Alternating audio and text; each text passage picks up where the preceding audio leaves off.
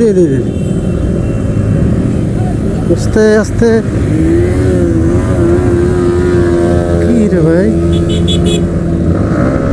Hello, কেমন আছেন সবাই? আশা করছি অনেক ভালো। আজকে ঈদের পর দিন আমরা চলে যাচ্ছি সাজেক। তো আসলে কোনোভাবেই আমাদের ঈদের পর দিন সাজেক যাওয়ার কোনো প্ল্যানিং ছিল না। বাট হঠাৎ করে মাসুম এসে বললো, ভাইয়া ভালো লাগতেছে না কোনোভাবেই, চলেন আমরা কোনো এক জায়গা থেকে ঘুরে আসি। তো যেই কথা সেই কাজ, আমরা আসলে হঠাৎ করে কোনো প্ল্যানিং ছাড়া ইনস্ট্যান্ট প্ল্যানিং করে আমরা বেরিয়ে গেলাম সাজেকের উদ্দেশ্যে। আমার সাথে আছে মাসুম, শিমুল আর আমরা তিনজন, দুইটা বাইক। একটা GSX-R, আর একটা তো দেখতেই পাচ্ছেন বরাবরের মতো আমার MT-50। যদিও আমার R15B3 এবং R15M দুইটা গাড়ি থাকা সত্ত্বেও আমি আজকে পাহাড়ে আমার ইয়ামাহা MT-50 ভার্সন 1টা নিয়ে বেরিয়ে গেলাম। আমরা এখন যেখানে আছি সেটা হচ্ছে সাজেকের লাস্ট 5 কিলোমিটার, অর্থাৎ যেই রাস্তাটা সবচেয়ে বেশি ডেঞ্জারাস। সাজেকের আসার সময় সবচেয়ে ক্রিটিক্যাল যে রাস্তা সেটা হচ্ছে লাস্ট 5 কিলোমিটার। আমরা এখন আমাদের সাথে যারা আছে সবাই আমরা এখন সেই 5 কিলোমিটার অতিক্রম করতেছি। এখানে ছোটোখাটো কয়েকটা ঘটনা আপনারা এই ভিডিওতে দেখবেন। দেখুন, এখানে মোটামুটি আজকে ঈদের পর দিন আমি ভাবছিলাম হয়তোবা তেমন কোনো বাইক হবে না, 2-4টা বাইক হবে। বাট আজকে ঈদের পর দিন, হ্যাঁ, ছুটি হয়তোবা অনেকেই কম, যার জন্য লেট করতেছিল না, সবাই চলে আসছে মেবি সাজে। প্রায় 1000+ বাইক ছিল। ভিডিওতে কতটুকু আপনারা দেখতেছেন জানি না, বাট 1000+ বাইক ছিল আজকে ঈদের পর দিন এই সাজেক যাত্রায়।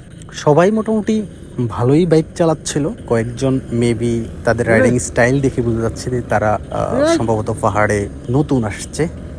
না হয় বাকি যারা আছে মোটামুটি খুব ভালোই রাইড করতেছে।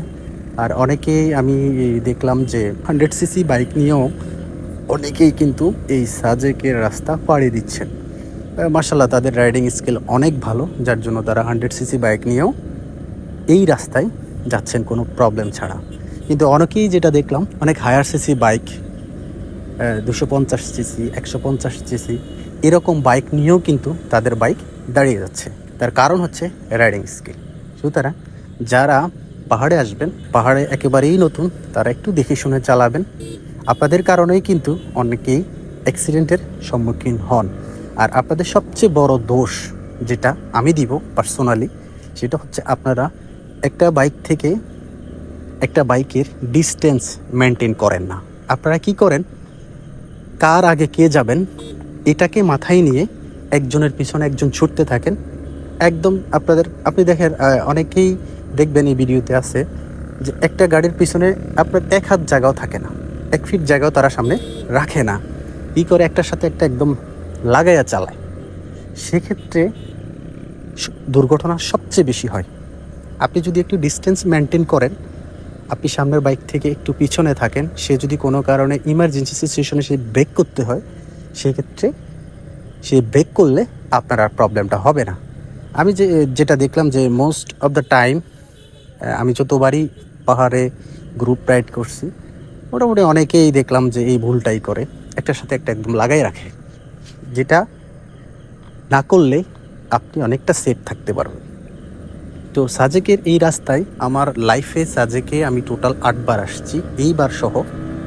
তো আমার ধারাবাহিকভাবে আমি সাজেকে যখন প্রথম আসি তখন থেকেই আমি আমার অডিয়েন্সদেরকে একটা জিনিসই বলছিলাম, সেটা হচ্ছে আমি সাজেক টোটালি 12 মাসে 12টা ট্যুর দিব। তো ওই হিসেবে আমার এটা 8ম ট্যুর ছিল, এবং আমি আমার কথা রাখার জন্য এই 8ম বারের মতো সাজেক চলে আসছি। এবং এমন একটা সিচুয়েশনে, যেই সিচুয়েশনে এলাকায় সবাই সবার মতো করে ঈদ আনন্দ উদযাপন করতেছিল, কিন্তু ঠিক ওই সময়তেই আমি চলে আসছি সাজেক। আপনাদেরকে এখানকার যেই ঈদ পরবর্তীতে এখানকার যে সিচুয়েশন, এখানে কি পরিস্থিতি থাকে, কেমন মানুষ আসে, এই বিষয়গুলো দেখানোর জন্য। তো আজকে একটু আগেও বলছিলাম যে আজকে প্রায় 1000 বাইক আসছে। আপনারা একটু চিন্তা করেন যে আজকে ঈদের পর দিন আমার মতো, আমি ভাবছিলাম আমিই বোধহয় পাগল, বাট আমার মতো আরও 1000 বাইক যেখানে ঈদের পর দিন সাজিকের উদ্দেশ্যে চলে আসছে। একটু চিন্তা করেন যে তারা কতটুকু পাহাড় প্রেমী, কতটুকু ভ্রমণ পিপাসু হলে তারা এই ধরনের কাজ করতে পারে। আপনি দেখেন, ঈদের পর দিন যদি সাজেক আসতে হয়, তার মানে যারা ঢাকা থেকে আসছে তারা কিন্তু ঈদের দিন সন্ধ্যার দিকে তারা বেরিয়ে যাওয়া লাগছে। আমি হয়তো বা নোয়াখালী থেকে আসছি, আমার এখান থেকে খুব কাছে, আমি রাত 3টায় বেরোইলে আমি একদম অনায়াসে আরামসে হচ্ছে গিয়ে এখানে পৌঁছাইতে পারি, আমার কোনো প্রবলেম হয় না। বাট যারা হচ্ছে ঢাকা থেকে বা অন্য অন্য জেলা থেকে আসেন, তারা কিন্তু অনেকেই ঈদের দিন রওনা দিচ্ছে। সুতরাং এখান থেকেই বোঝা যাচ্ছে যে অনেকেই যারা আছেন দীর্ঘদিনের, অনেকের কোনো ছুটি ছিল না, হঠাৎ করে ঈদকে কেন্দ্র করে লম্বা ছুটি পাইছেন, চলে আসছেন এই পাহাড় ভ্রমণে। সুতরাং যেখান থেকেই আমার এই ভিডিও দেখছেন, যারা সাজেক যাবেন বা যাওয়ার প্ল্যানিং আছে, দেখে শুনে একটা ভালো গাড়ি নিয়ে আসবেন এবং ভালো একজন দক্ষ রাইডার সাথে নিয়ে আসবেন, যারা পিলিয়ন হিসাবে আসবেন। অন্যথায় কিন্তু রিস্ক হয়ে যাবে। আর বিশেষ করে এখন পাহাড়ের অবস্থা মোটামুটি ভালোই, কোনো ঝামেলা নাই। তো পাহাড় মোটামুটি এখন শান্ত আছে। আর আমার ভিডিওটা যদিও অনেক আগে করা, আমি ভিডিওটা পোস্ট করতেছি অনেক পরে, অনেকেই বিব্রত হবেন যে ঈদ কোথা থেকে পেলো। কিন্তু ঈদ আসলে ভিডিওটা আমার করা ঈদের সময়ে, বাট আমি পোস্ট করতে অনেক লেট হয়ে যায়।